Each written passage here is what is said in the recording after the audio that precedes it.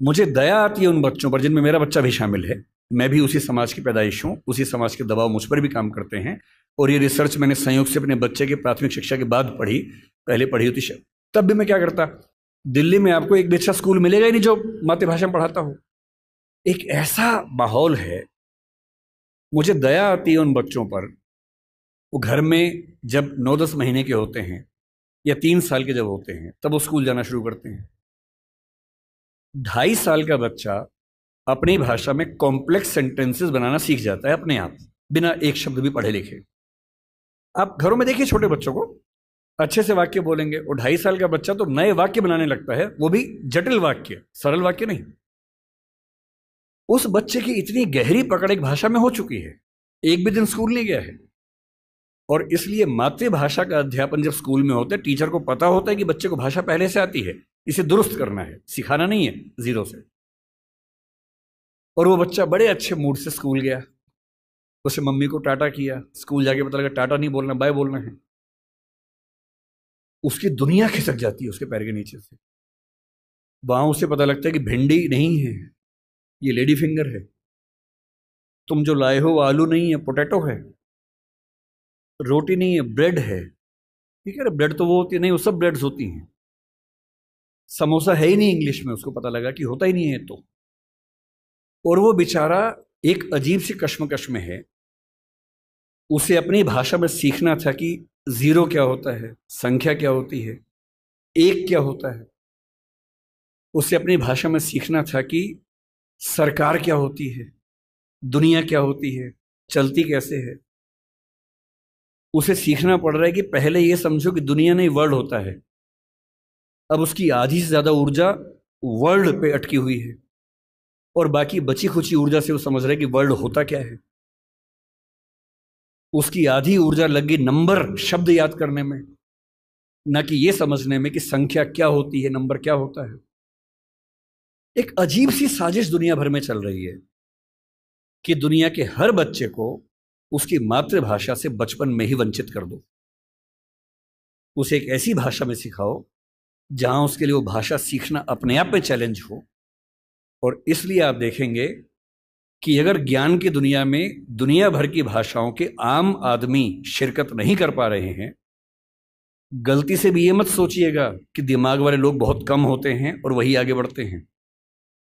दिमाग वाले अधिकांश लोगों को बचपन में ही खत्म कर देने की साजिश दुनिया भर में चल रही है।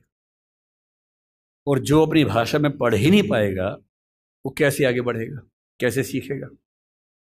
मैंने 10वीं क्लास तक हिंदी माध्यम से पढ़ाई की है, उसके बाद अंग्रेजी सीखी है, ठीक से सीखी है। अंग्रेजी मुझे कहीं कोई समस्या नहीं आती है, इसमें क्या कोई परेशानी है। मैं आज भी अपनी भाषा में गीत सुनने में ज़्यादा खुश होता हूँ। मुझे फिल्म देखनी मैं हिंदी में पसंद करता हूँ, नाटक देखना हो हिंदी पसंद करता हूँ, मजाक करना हो हिंदी में पसंद करता हूँ, पढ़ना हो कोई ऐसा विषय जो हिंदी में नहीं है तो इंग्लिश में पढ़ता हूँ, इसमें क्या परेशानी है। लेकिन मुझे कोई बचपन से ही मजबूर करे कि मुझे दूसरी भाषा में, संयोग से अंग्रेजी है, फ्रेंच भी हो सकती थी, पुर्तगाली भी हो सकती थी, जो जीत जाता उसकी भाषा ढो रहे होते। ज्ञान विज्ञान की दुनिया में मेरा निजी विश्वास है इस वर्चस्व को तोड़ना बहुत जरूरी है। हम हिंदी में हजारों शब्द क्रिएट नहीं कर पाएंगे 2 दिन में, सही बात है, मुश्किल है। और हमें इतना शुद्धतावादी या प्यूरिटन होने की जरूरत नहीं है कि हम सारे शब्द अपने ही गढ़ेंगे। हम तो इंटरनेट को अंतर्जाल ही बोलेंगे, हम कंप्यूटर को संगणक ही बोलेंगे, तो आप अकेले ही बोलते रहेंगे, कोई पूछेगा नहीं आपको। जो शब्द अंग्रेजी के प्रसिद्ध हो गए उनको मान लीजिए। जापानी भाषा का शब्द है रिक्शा, आप रोज रिक्शा में घूमते हैं। कभी आपने कहा कि रिक्शा को मैं नरयान बोलूंगा? कई लोग बोलते हैं नरयान, कि मनुष्य द्वारा चलने वाला एक विमान या वाहन। क्या बकवास है। अरे जो शब्द जिस भाषा से आया, प्रसिद्ध हो गया, अपना लीजिए उस शब्द को। और उसके बाद भाषा में असली समस्या शब्द नहीं होती है। भाषा विज्ञान में एक होता है जिसको मॉर्फोलॉजी कहते हैं, एक सिमेंटोलॉजी होता है, लेकिन जो सबसे महत्वपूर्ण स्ट्रक्चर है सिंटेक्स है। सिंटेक्स का मतलब है वाक्य का निर्माण कैसे होता है, शब्दों का क्रम कैसे तय होता है। किसी नई भाषा को सीखने में सबसे बड़ी मुश्किल आती है सिंटेक्स सीखने में। आप हिंदी भाषा के सिंटेक्स में अंग्रेजी के शब्दों को शामिल कर लेंगे, रत्ती भर समस्या नहीं आएगी। और इसलिए जिसको हम कहते हैं कि अंग्रेजी माध्यम है और हिंदी माध्यम है, कहने की बातें हैं। मैं अंग्रेजी माध्यम में बच्चों को खूब पढ़ाता हूँ, 8-8 घंटे दिन में पढ़ाता हूँ, और वहाँ भी देखता हूँ कि जैसे कोई मुश्किल कंसेप्ट आता है, जब तक अंग्रेजी में पढ़ाने के बाद हिंदी में भी ना समझा दूँ, उनके चेहरे पर 12 बजे रहते हैं, क्योंकि वो हिंदी भाषी समाज के बचपन से लगातार हिंदी बोलने समझने वाले और अंग्रेजी माध्यम लेके एक ज्ञान की भाषा के तौर पर अंग्रेजी पढ़ने वाले व्यक्ति हैं। हंसी मजाक हिंदी में हो तो ठाके मार के हंसते हैं, इंग्लिश में हो एक आध हंसता है, बाकी इसलिए हंसते हैं कि हंसने की बात थी तो हम भी हंस लेते हैं। नहीं बात बनती। मन की भाषा, आत्मा की भाषा अलग भाषा होती है, ज्ञान की भाषा अलग भाषा होती है, इसमें कहां कोई दिक्कत है। और इसलिए मैं आपसे कहना चाहता हूं कि ज्ञान विज्ञान की भाषा के तौर पर, व्यवसाय की भाषा के तौर पर जबरदस्ती एक वर्चस्व का दौर चल रहा है जो खत्म होना चाहिए। मुझे खुशी है कि हमारी वर्तमान सरकार इस मामले में, मैं किसी राजनीतिक दल से ताल्लुक नहीं रखता हूं, मुझे ना सरकार का समर्थक माना जाए ना विरोधी माना जाए, क्योंकि मैं सच में दूरी बना के रखता हूं, बहुत दूर बना के रखता हूं। मैं मुद्दों पर तारीफ करता हूं, मुद्दों पर आलोचना करता हूं। भाषा के मामले में वर्तमान सरकार बेहतर काम कर रही है, ये सही बात है। कई स्तरों पर हमने देखा है। मेडिकल साइंस मध्य प्रदेश से शुरू हुआ, एक ही साल में MP में, UP में, उत्तराखंड में शुरू भी हो गया।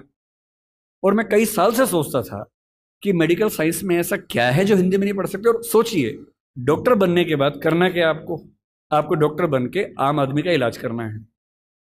भारत की आम आदमी की हालत क्या है? डॉक्टर के पास जाता है, उसको एक वाक्य समझ में नहीं आता है, डॉक्टर 4 लाइन इंग्लिश की बोलता है, कुछ मुश्किल शब्द बोलता है, तो वो मान लेता है कि ज्ञानी आदमी है, ठीक बोल रहा होगा।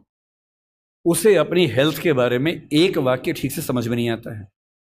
किसी विकसित देश में चले जाइए, डॉक्टर की जिम्मेदारी होती है कि जब तक मरीज सारी बातों को ठीक से न समझ ले तब तक इलाज शुरू नहीं कर सकता है।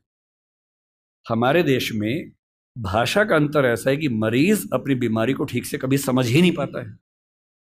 ऑपरेशन तक की सहमति ले लेते हैं अंग्रेजी बोल के, वो समझ नहीं पा रहा होता, हाँ तो हो गया, साइन कर, हाँ साइन कर दिया। उसमें क्या लिखा हुआ है कि तुम्हारा ऑपरेशन करेंगे, तुम मर भी सकते हो, मर गए तो तुम्हारी जिम्मेदारी है। कुछ पता ही नहीं उस बेचारे को। क्यों भारत का हर डॉक्टर, तमिलनाडु का डॉक्टर तमिल में क्यों ना बात करे पेशेंट के साथ, कर्नाटक का डॉक्टर कन्नड़ में बात करे, हिंदी का डॉक्टर हिंदी में बात करे, और अंग्रेजी मातृभाषा वाले जो 2,70,000 लोग हैं उनके लिए कुछ डॉक्टर इंग्लिश वाले रख लीजिए।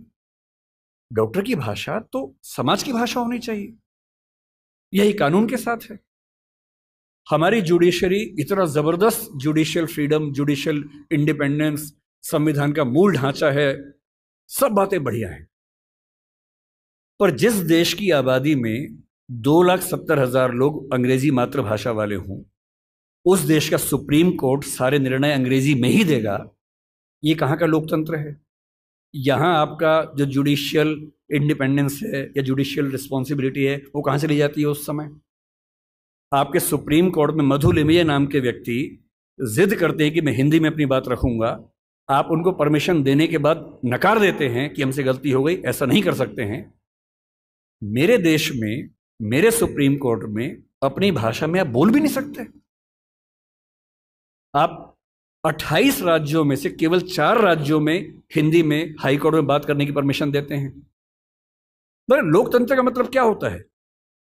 कुछ गिने चुने एलिट्स के हिसाब से जनता अपनी भाषा बदलेगी या जनता की भाषा से प्रशासक भाषा बदलेंगे अपनी?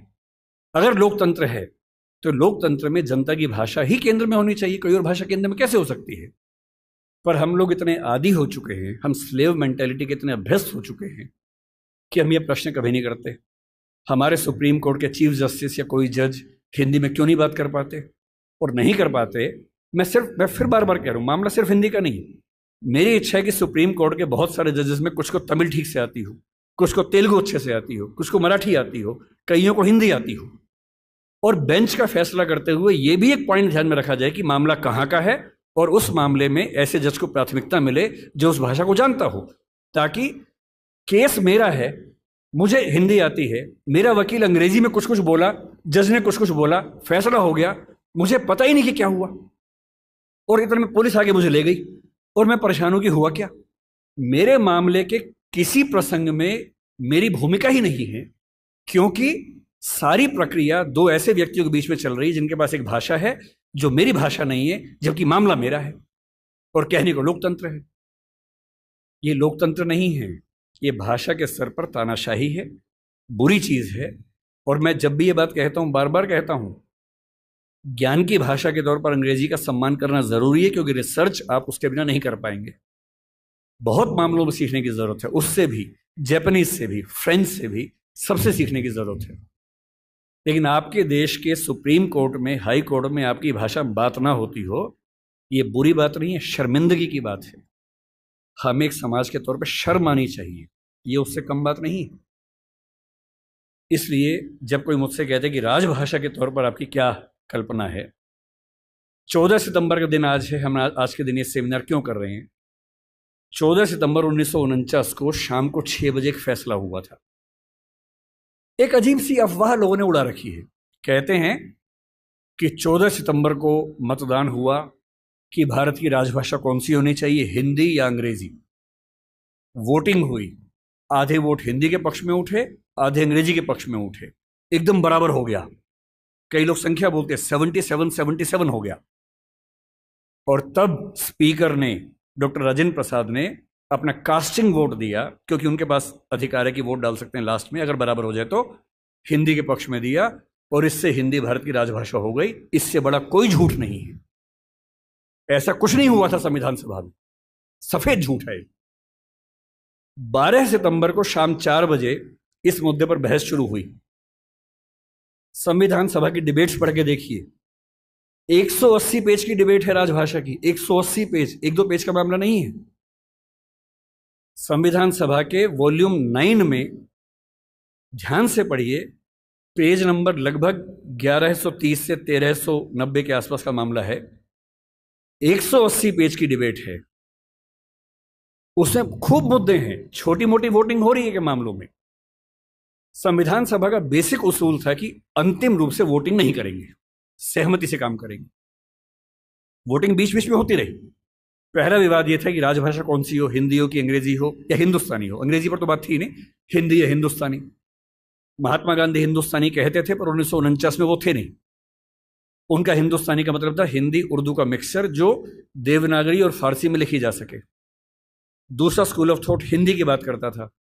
अंत में सहमति बनी, हिंदी ही भारत की राजभाषा होगी। राजभाषा यानी सरकारी कामकाज की भाषा। दूसरा सवाल था कि लिपि कौन सी हो, देवनागरी हो, कुछ ने कहा कि देवनागरी और फारसी हो, कि हिंदी को फारसी में भी लिख सके। कुछ ने कहा देवनागरी और रोमन हो, हिंदी को रोमन में, जैसे व्हाट्सएप में लिखते हैं वैसे लिख सके। खूब विवाद हुआ, अंत में हुआ कि देवनागरी ही लिपि होगी। तीसरा विवाद यह हुआ कि जो अंक हैं हिंदी वाले, जो 1 से 0 से 9 तक के अंक हैं, वो हम अंग्रेजी के ढांचे में लिखेंगे या हिंदी के ढांचे में लिखेंगे। इस पर मतभेद था सबसे ज्यादा। इस पर वोटिंग में बराबरी हुई थी। और अंत में वोटिंग से नहीं, संविधान सभा के बाहर की बातचीत में समझौता हुआ। मुंशी साहब थे, के एम मुंशी थे, आयंगर साहब थे, उनकी बातचीत में समझौता हुआ कि ठीक है, अंतर्राष्ट्रीय अंक मान लेंगे। और उसके बाद गहमा गहमी के बाद, 2 घंटे की रिसेस के बाद, 14 सितंबर शाम 6 बजे आखिरी सेशन इस मामले पर हुआ, 2.5 दिन की बहस के बाद। और तब ध्वनि मत से, बिना किसी वोटिंग के प्रस्ताव पारित हुआ कि हिंदी भारत की राजभाषा होगी, देवनागरी उसकी लिपि होगी, और अंकों का अंतर्राष्ट्रीय स्वरूप उसका स्वरूप होगा। इस झूठ को मन से निकाल दीजिए। ये झूठ मैंने भी 1000 बार सुना था अपने अध्ययन के दौरान। हमारे अध्यापकों को भी ऐसा लगता था, मुझे भी ऐसा लगता रहा कई साल तक। संविधान सभा की डिबेट्स बढ़ी, तब समझ में आया कि ये भ्रांति है, ऐसा कुछ नहीं हुआ था। पूरी सहमति के साथ भारत की राजभाषा हिंदी बनी थी 14 सितंबर को, और इसलिए आज के दिन को हम लोग हिंदी दिवस मानते हैं। और क्यों ना बनती, आप सोचिए, क्यों ना बनती। दुनिया में 2 तरह के देश हैं, एक इंग्लैंड जैसा है, फ्रांस है, स्पेन है, जर्मनी मान सकते हैं, आज के समय के जर्मनी मान सकते हैं, उस समय का तो नहीं, आज के जर्मनी मान लीजिए, आप ग्रीस को मान लीजिए। ये सब देश वो हैं जो एक देश एक भाषा वाले लोग हैं। बांग्लादेश को मान लीजिए, बांग्ला बोलते हैं, एक देश एक भाषा है। पर कुछ देश ऐसे होते हैं जहां एक भाषा नहीं होती है। स्विट्जरलैंड में देखिए, छोटा सा देश है, 3 राजभाषाएं वहां पर हैं। बेल्जियम में देखिए, छोटा सा देश है, पर वहां भाषाएं 1 से ज्यादा चलती हैं।